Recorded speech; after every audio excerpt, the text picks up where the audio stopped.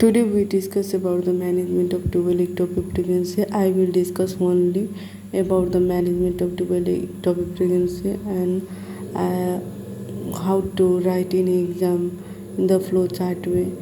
First of all, I will take the proper history of double ectopic pregnancy where we should rule out the abdominal amenorrhea, abdominal pain, and PV bleeding.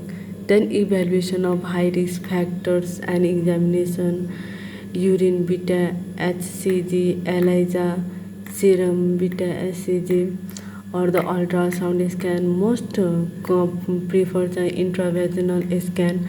And to be ectopic minded, first of all we should know about the ectopic pregnancy. I will discuss in the next lecture about ectopic pregnancy. To be ectopic pregnancy, we should only know at this time fertilized ovum that is implanted outside the endometrium cavity. To be ectopic minded, we should recognize in 3 steps.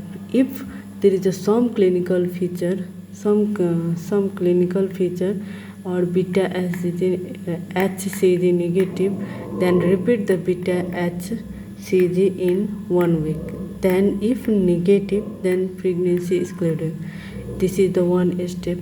And another step is the some clinical feature is present, beta HCG is positive, then we do USG, transvaginal sonography. In this scan, there is a discrimination zone of beta HCG on TBS is equal to 1500 milli international unit per ml.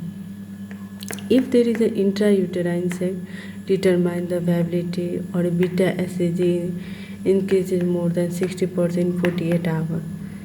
Then we should also see the serum progesterone more than 25 nanogram per ml, then repeat the USG and intrauterine pregnancy.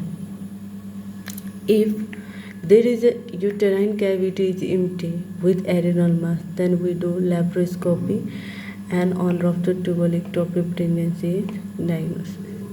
And I will discuss in next lecture how to manage the unruptured tubal ectopic pregnancy. Beta and there is a third step. Beta as is positive, a strong clinical feature, patient is shock, unstable, vitals are unstable or hemodynamical bleeding is also occur. Resuscitation and laparotomy is done, and the ruptured tubal ectopic pregnancy there is a self-inctectomy. I will discuss about the on ruptured tubal ectopic pregnancy, how to manage.